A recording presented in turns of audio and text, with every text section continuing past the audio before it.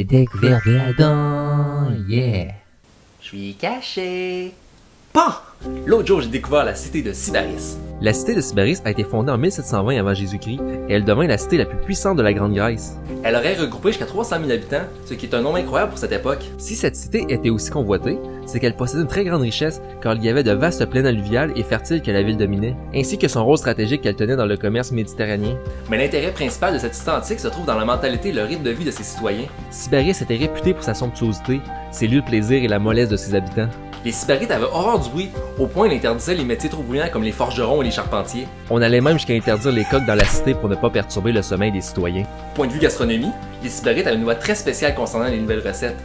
Si un cuisinier inventait de nouvelles et succulentes recettes, nul autre de ses confrères n'était autorisé à les mettre en pratique pendant une année, lui seul ayant le privilège de confectionner librement son plat. Le but avoué de la chose était d'encourager les autres cuisiniers à se concurrencer dans la confection de mets toujours plus raffinés. Il faut dire aussi que les gourmets avaient inventé une assiette à poissons de forme plate et large, avec des poissons peints à l'intérieur pour mieux déguster les vrais.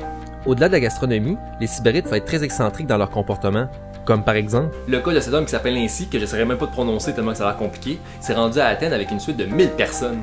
Salut! On est venu bruncher! Mais malgré toute sa gloire et sa richesse, la cité de Sybaris tomba en 511 avant Jésus-Christ sous l'armée de Crotone.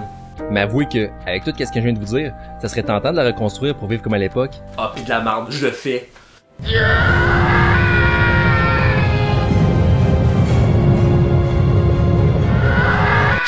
Ah oui, c'est vrai. C'était les découvertes de Adam, yeah!